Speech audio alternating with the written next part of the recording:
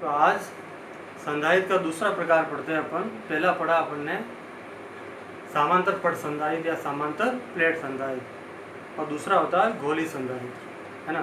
संधारित्र का मतलब पढ़ा आपने बिना आकार बदले जिसकी धारिता बढ़ाई जा सके। तो चलिए दूसरा संधारित्र कंप्लीट करते हैं।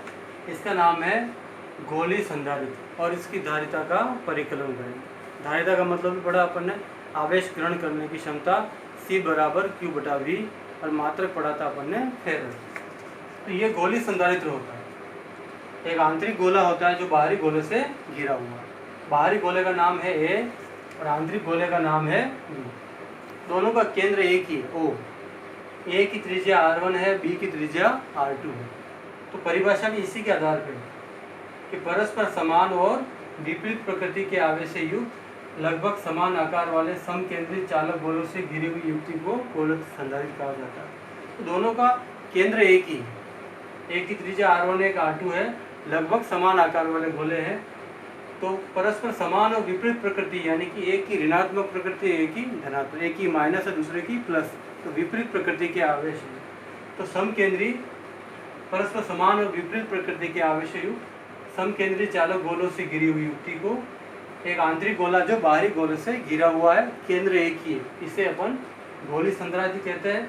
ए की त्रिज्या कितनी हो रही है यहाँ पर? ए की त्रिज्या हो रही है R1 और बी की त्रिज्या कितनी हो जाएगी? R2। अब आंतरिक गोले को कितना आवेश देंगे? -Q। ये कितना देंगे यहाँ पर? -Q। तो ये आंतरिक गोले ए के अंदर वाले भाग पे आएगा प्लस और बाहर पे आ जाएगा माइनस। लेकिन बाहर को अर्थिंग करेंगे, माइनस पृथ्वी में चला जाएगा और निरस्त हो जाएगा। तो सबसे पहले गणना करेंगे कि ये जो बी गोला है इसके स्वयं के आवेश के कारण विभव कितना होगा। विभव का सूत्र पढ़ा था अपन ने, V बराबर क्या होता है? KQ बटा R। K का मतलब 1/4πε0 और Q के रूप में क्या लिया मैंने?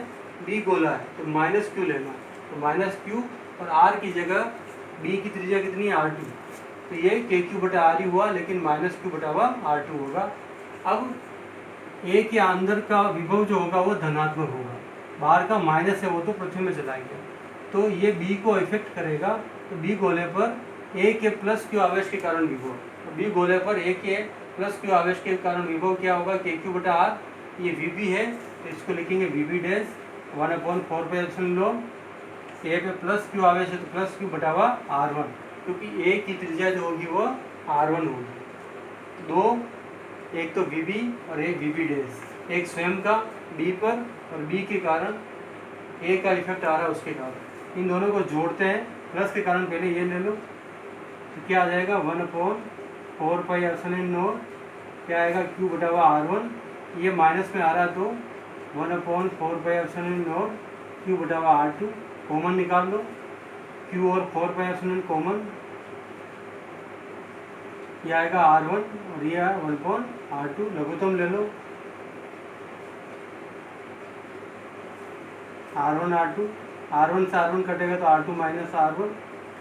अपन चाहे तो इसको R1 को पहले ले लेंगे तो माइनस कॉमन ले लो, तो माइनस बाहर Q बटा 4πε0 क्या आएगा? R2 माइनस R1 को उल्टा लिखना, R1 minus R2, R1 R2। ये V आ गया, क्या आ गया? ये विभव आ गया। लेकिन C बराबर क्या होता है? अपन को विभवांतर ज्ञात करना, दो गोला है तो विभवांतर क्या होगा? दो विभव के बीच का अंतर, VA माइनस VB। VA यानी कि इसका विभवांतर कितना होगा? 0 होगा, क्योंकि संपूर्ण आवेश पृथ्वी में चला जाएगा, तो इसका तो 0। और VB का कितना आ रहा है? ये VB भी आ रहा है, दोनों को जोड़ा अपन तो V आ गया। VAB बराबर माइनस, और V का मान ये यहाँ पर रखो, क्या आएगा? Q बटा 4πε0 क्या आएगा? क्या आ जाएगा? ये भी माइनस में आ रहा है, ये माइनस V है और ये माइनस पहले से चल रहा है, तो Q बटा 4πε0 क्या आएगा? R1 माइनस R2 बटा R1 R2। माइनस माइनस क्या होगा? प्लस हो जाएगा। Q बटा 4πε0 R1 माइनस R2 बटा R1 R2। ये आ गया वी अभी। धारिता का सूत्र क्या होता है? धारिता वही C बराबर Q बटा V। C बराबर Q बटा V। V का मतलब AB के लिए निकल रहा था, ये लिख सकते हैं। और C बराबर Q, V का पूरा मान लिखना है आपको। क्या लिखेंगे? प्लस को लिखने की जरूरत नहीं वैसे। 4 pi epsilon not R1 minus R2 R1 R2। Q से Q कट गया, ये पलट के जाएगा। C बराबर आ जाएगा 4 pi epsilon not R1 R2 R1 minus R2। तो ये गोली संधारित्र की धारिता है। और इसके अंदर अगर पराविद्युत भर दिया, कांच भर दिया बीच के अंदर, यहाँ बीच बीच में अपन ने पराविद्युत भर दिया पदार्थ, उच्च चालक पदार्थ भर दिया, तो एप्सिलॉन नोड जो आ रहा है ये तो निर्वात के लिए, वायु के लिए। पराविद्युत भरेंगे तो एप्सिलॉन लगाना है आपको। तो पराविद्युत भरते माध्यम आ जाता है, तो medium 4 pi epsilon node epsilon R1 R2 R1 minus R2 के रूप में आएगा। तो रिवीजन करें, समकेंद्रित चालक गोलों, दोनों का केंद्र ही है समकेंद्रित चालक। तो गोली संधारित्र की धारिता के बारे में पढ़ा, गोली संधारित्र के बारे में पढ़ा अपन ने। क्या है? एक आंतरिक गोला बाहरी गोलों से घिरा हुआ है। समकेंद्री चालक गोलों से घिरी हुई युक्ति को क्या बोलते हैं अपन? गोली संधारित्र। समांतर पट पढ़ा। आज गोली संधारित्र के बारे में पढ़ा अपन ने। एक पे माइनस आवेश है, एक पे प्लस आवेश है, तो बाहरी वाला तो अर्थिंग में चला जाएगा, भूसंपर्कित। तो समकेंद्रीय चालक गोलों से घिरी हुई युक्ति को अपन गोली संधारित्र कहते हैं। ए की त्रिज्या R1 है, बी की त्रिज्या R2 है। बी पर विभव जो होगा वो माइनस क्यू आवेश के कारण होगा, क्योंकि माइनस चल रहा है। 1/4 पर माइनस क्यू बटा हुआ R2। R2 क्यों लिखा अपन ने?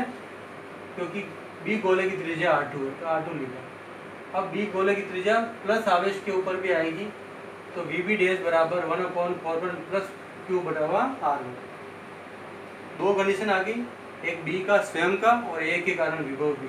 दोनों को जोड़ा अपन ने, कॉमन निकाला, क्यू बटा हुआ 4 बाई एप्सिलॉन नॉट, ये बचा, लघुत्तम लिया R2 माइनस R1। लेकिन अगर अपन R1 पहले लेंगे तो माइनस बार आएगा, V आ गया। विभवांतर दो गोले का V A minus V B. ये जीरो क्यों किया? तो बाहर वाला आवेश भू संपर्कित है, तो V बचेगा, वी का V, ये वी का ही है, ये मान यहाँ रखा। ये माइनस पहले से चल रहा है, इसका भी माइनस माइनस प्लस हो गया, और ये कंडीशन आ गया। अब धारिता C बराबर Q बटा V। Q था ये, V का मान ये चल रहा है आपका, ये पूरा, तो ये मान यहाँ रखा, Q से Q कटा, ये पलट के ऊपर जाएगा, तो 4 pi epsilon not R1 R2 R1 minus R2। और पराविद्युत भर दिया अपन ने कुचालक पदार्थ, तो ये जीरो की जगह एप्सिलॉन लगाना, मीडियम कहलाएगा एम। तो गोली संधारित्र की धारिता क्या प्राप्त हुई? C बराबर 4 pi epsilon not R1 R2 बटा हुआ R1 माइनस R2 के रूप में प्राप्त होती है। और माध्यम वगैरह अगर इसका प्रयोग करेंगे पराविद्युत पदार्थ, तो यहाँ पर मीडियम लिखना है, और यहाँ पर एप्सिलॉन नॉट की जगह एप्सिलॉन लिखना है। इस प्रकार से अपन गोली संधारित्र की धारिता का परिकलन कर सकते हैं।